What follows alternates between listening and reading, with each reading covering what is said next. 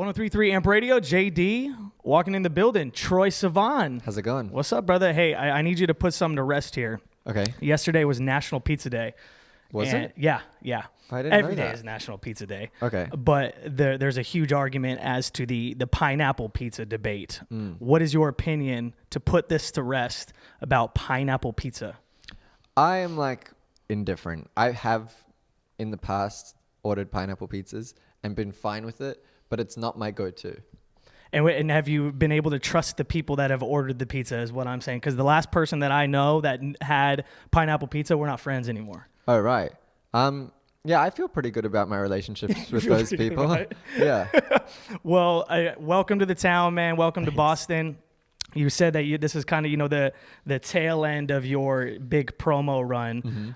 Has it been nice to go around to these different spots? You were saying, you normally were on tour and you're doing meet and greets, so you're able to, can have a little bit more of a controlled schedule. Yeah, I feel so good about everything. I've been really thoroughly enjoying doing my meet and greets. It's been so nice. I feel like it's just been so long since I've been out and about in the public, just interacting with the people who are listening to my music. And so it's been nice. It feels like a reunion of sorts, and it's been fun. It seems like you've had a little bit maybe more time with fans, I guess. You're not kind of on the go type. Yeah. I mean, we're on the go, but it's the whole purpose of the trip is to be on the go. Whereas last time it was try and fit this radio visit in right before you go and play a show, or whatever.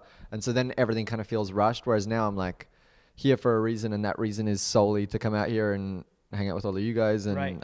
And play these little performances and meet with all the people who are making all this possible. So it's been really nice. And I feel like you've set the world record for the most amount of times you're talking about when your album might come out. Yeah. And you've had to answer that question a million times. So with that being said, do you have any updates on when your album is going to come out?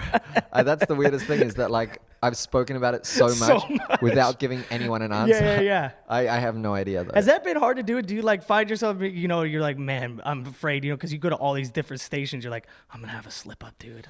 So I would be afraid of a slip up if I knew when the album was coming out. Yeah. I don't even know. So I know a month. Yeah. But I don't know a specific date. And you seem like you're in a really good space in general, because I remember, I've just been, when I'm researching things about you, and listening to your previous projects, this is going to be probably a little bit more of an upbeat album, a little bit more positive. Just kind of talk about where you're at maybe sonically right now. Yeah. In general. I think it's definitely going to be a lot lighter than my first album. I'm just really happy in my life. I feel super in control of everything. I just kind of know what's up. I think because I'm also now this is my second time going through this whole process of releasing an album. That can be a very overwhelming experience. And so now that I get it a little bit more, I just feel so much more calm, and I feel confident enough to be you know what, I'm going to need a day off here to go hang out with my family, right. or go see my boyfriend or something like that. And so I just I feel I'm finding a good balance between everything. Well, that's funny you say that, because putting it all together, it seems like experience would be the word that pops out to me, because you've been doing this for a long time, whether it was the YouTube stuff or, acting. And I remember you talking about your performance on SNL and you being really nervous, and how you're you harnessed that nervous because, you were ready. I feel you know what I mean? Do you know what I'm saying? Because I had a teacher of mine say, when you're nervous, you're ready. And, if you put that in perspective, you're why don't I just have fun with this? I'm experienced. I've been doing this. Yeah.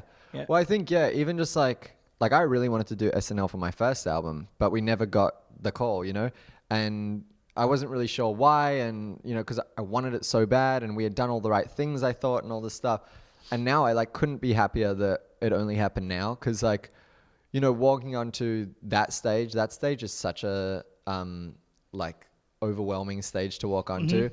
And I think had I not have had the chance to do some of the other TV shows, some of them even a couple times, I definitely was the most ready then than I had ever been to do that, so I'm glad that we kind of only got to do it this time around. It felt right. Yeah, I'm surprised you didn't act pissed off because you were just the musical guest. Why? I'm sure you wanted to be in some sketches. I mean, that would have been fun. Some sketches, but hosting and performing, I don't know how anyone does. Which one are you more nervous doing, do you think? If for SNL specifically, would you be more nervous performing or would you be more nervous doing the sketches? I actually think I'd be more nervous performing because I would really enjoy doing the sketches.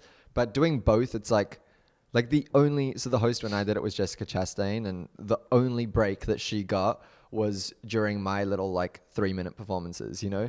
So if you were doing both, I don't know how people survive. You're just running around. Yeah. Does someone stick out in your mind that like your peak SNL performer?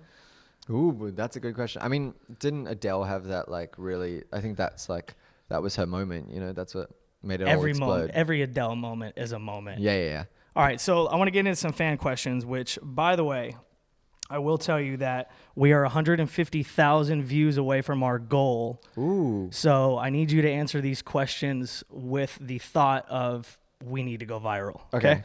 So with that being said, let's go to what side do you fall on when it comes to Valentine's Day? Are you I'm bitter at couples, or what side of the spectrum do you fall on that? I'm definitely like the lovey-dovey side.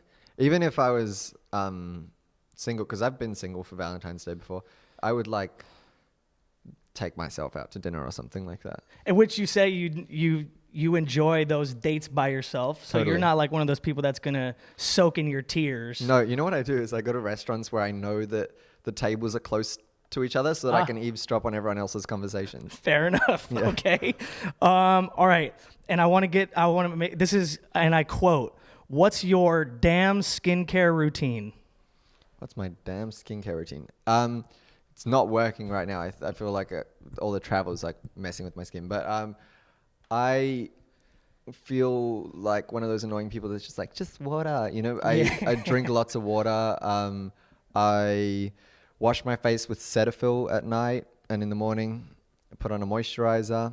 And if I feel like I'm doing something that's going to make me really dry, I use rosehip oil. I put like a couple drops of rosehip oil on my face. This is all Hebrew to me. I have no idea, bro. Yeah. It makes you like shiny and dewy and yeah. You got to get an endorsement, man. Go ahead, plug it. It's just like a product of the earth. It's like, who's going to sponsor my rosehip oil? Hey, man, get it where you can get it. Yeah. All right. And then let's see. What new hobby have you picked up or are intrigued to learn? Ooh, that's a really good question. I don't know. Some on the road, something you just like, I really like to learn how to do that. I would like to get better at shopping for myself. Like I walk into a vintage store and just, I feel like overwhelmed, completely overwhelmed. Don't even know where to start. Don't have the patience. Just want to sit down. And so I would like to get better at like going shopping in a relaxing way, finding some clothes that I think are going to make me feel good, and then leaving. Are you one of those people that could just knock all that out online, or do you need to feel it in the store? I would much rather do it online or have somebody else do it for me, because I hate trying on clothes. I get like, that feeling when like you used to go shopping with your mum as a kid where you just want to sit and your mum wants to like walk around a lot. I get that still. Bro, I walk in, I know medium, and I'm out. Yeah, that's my style. Like knowing that I want something, going in, getting it, and leaving. Exactly. All right, and this is just a plug. My buddy Zach wrote this book called "Don't Sleep on Planes." Kind of the theme of, just saying hi to somebody, rather than kind of being in your own zone, in your own element on a plane. And you've, within the last 24 hours or 48 hours, have been on a lot of planes. Do you have a good plane story of someone maybe you met next to you, or anything like that? One time I was on this flight, and this old guy, like probably the oldest person I've ever seen, he was legit though. That's aggressive. Yeah, no, I think he was actually the oldest person I've ever seen. He started coughing like really bad, and he was like, and I was sitting next to him, and he was like signaling that he needed help. So I was like, oh no, my God, this guy's about to like die next to me. Yeah. And so I like didn't know what to do, sort of leant him over, hit him on the back a little bit, and he coughed up, not to be gross, but he just coughed up like a lot of phlegm into a little tissue or whatever. His wife was sitting next to him, who looked even older than him. So she like didn't really like They know were what on was their going last on. flight, it sounds like. Okay. And so we like signaling for a doctor and stuff, and there was a doctor a couple rows behind me, But the flight attendant was like, the old guy gave the flight attendant this like medical note, and she read it and she was like, look, if you don't mind doing exactly what you just did. To you? He said that to you? So yeah, so I was like, okay, why doesn't the doctor do it? And they're like, oh no, well they're sitting, a couple rows behind.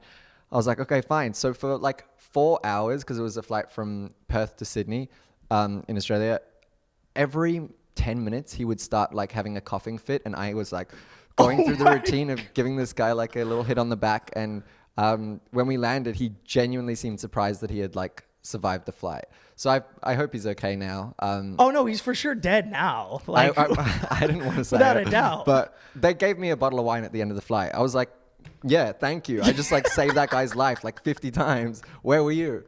Yeah. Wow. So listen, moral of the story is don't sleep on planes because you're going to have to save lives. Save some lives. Facts. Hey, all right. So the single is My. Plug everything, man. Let the people know what's happening. Yes, I've got a single out. It's called My. Give it a listen, give it a stream, and just come to my show when I come to your town. Thank you so much for having me. Absolutely. Troye Sivan. Appreciate you coming through, man. Amp Radio. Thanks.